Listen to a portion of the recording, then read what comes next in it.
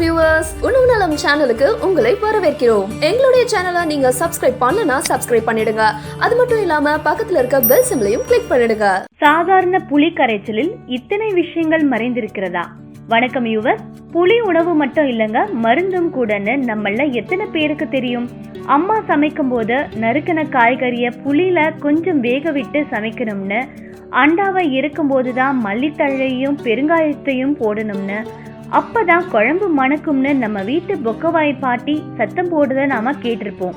சமீப காலமா புளியில ஊறாத காய், ஏலக்காய் இல்லாத லட்டு, பட்டை போடாத பிரியாணி, மல்லித்தழை இல்லாத ரசம், கருவேப்பிலை இல்லாத தாளிக்கப்படுற சட்னின்னு நம்ம சமையல் மாறிக்கிட்டே வருது. ஏன்னு கேட்டா, எப்படியும் சாப்பிடும்போது எல்லாத்தையும் தூர தூக்கி போடதானே போறோம், அப்புறம் எதுக்கு வேஸ்டா சேர்த்துக்கிட்டுன்னு சொல்றாங்க. அப்புறம் ஸ்பைசியா சாப்பிடக்கூடாதுன்னு இந்த விஷயங்களை எல்லாம் நாங்க சேர்த்துக்கிறது இல்லைன்னு அசால்ட்டா சொல்றாங்க. ஸ்பைசினா காரமா சாப்பிடுறதுன்னு தெரியும், ஆனா இந்த புளி எப்படி இந்த ஸ்பைசி உணவு பட்டியல சேர்ந்துச்சுன்னு தான் புரியல. புளியோட மருத்துவ குணங்களை பத்தி தெரிஞ்சுக்கிட்டா இனி அப்படி செய்ய மாட்டீங்க. அதை பத்தி தான் நாம இந்த வீடியோல பார்க்க போறோம். வீடியோவை ஸ்கிப் பண்ணாம பாருங்க. ஒரு சின்ன தகவல் கூட உங்களுக்கு ரொம்ப பயனுள்ளதா இருக்கக்கூடும். வீடியோக்குள்ள போறதுக்கு முன்னாடி எங்க சேனலை சப்ஸ்கிரைப் பண்ணாதவங்க கண்டிப்பா சப்ஸ்கிரைப் பண்ணிடுங்க. உடனுக்குடன் எங்க சேனலோட அப்டேட்ஸ்களை தெரிஞ்சுக்க மறக்காம பக்கத்துல இருக்கிற பெல் ஐகானை கிளிக் பண்ணுங்க. வாங்க நிகழ்ச்சிக்குள்ள போலாம். குழந்தைகளுக்கு புளி குழம்புனா பிடிக்காதுன்னு சொல்லுவாங்க. அதுக்கு காரணம் அதோட டேஸ்ட் நல்லா இல்லாம இல்ல, குழம்போட கலர் தான் அவங்களுக்கு பிடிக்கிறது இல்ல.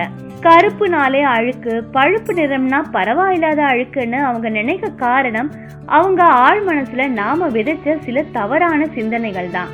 ஆனா இந்த புளி மருத்துவ குணம் கொண்டதுன்னு ஆப்பிரிக்கா அப்பத்தாக்களுக்கு நல்லாவே தெரிஞ்சிருக்கு. அதனாலதான் காய்ச்சல், அஜீரணம், சுவாச நோய்கள், காயத்தால வந்த புண்ணை சரி பண்ணதுன்னு எல்லாத்துக்கும் புளிய பயன்படுத்துறாங்க. இத ஜர்னல் ஆஃப் எத்னோ பார்மாகாலஜி அப்படிங்கிற புத்தகம் ரொம்ப சிம்பிளா நமக்கு சொல்லுது. சமைக்கும் போது காய்கறிகளை புளி கரைச்சல்ல ஊற வச்சு அப்புறம் வேக வைக்கிறதுனால அதோட புரத சத்தும் கனிம சத்தும் பாதுகாக்கப்படுதாம். இத நாங்க சொல்லலங்க, தேசிய உணவியல் கழகம் சொல்லுது.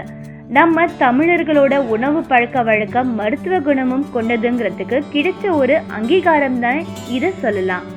இந்த புளி கரைச்சல்ல ஆன்டி ஆக்சிடென்ட் அதிகம் உள்ள டார்டாரிக் அமிலம், வைட்டமின் பி வகை சத்துக்கள், கால்சியம், இன்னும் மருத்துவ குணமுள்ள ஃபைட்டோ நியூட்ரியன்ஸ் எல்லாம் நிறையவே இருக்குங்க. இரத்த கொழுப்புக்கும் உடம்புல அதிகமா சுகர் சேர்வதற்கும் இந்த புளி கரைச்சல் ஒரு நல்ல மருந்தா செயல்படுதா.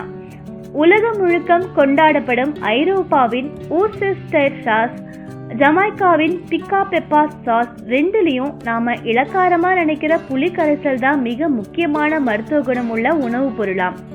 என்ன வியூவர்ஸ், இந்த விஷயங்கள் எல்லாம் உங்களுக்கு சுவாரஸ்யமா இருந்திருக்கும்னு நம்புறோம். இந்த மாதிரி இன்னும் நிறைய தேவையான விஷயங்களை பத்தி தெரிஞ்சுக்க எங்க சேனலை சப்ஸ்கிரைப் பண்ணுங்க. நீங்க அதிகமா அக்கறை உள்ளவங்களோட இந்த வீடியோவை ஷேர் பண்ணுங்க. உங்களோட கருத்துக்களை கீழே உள்ள கமெண்ட் பாக்ஸ்ல ஷேர் பண்ணுங்க. நன்றி.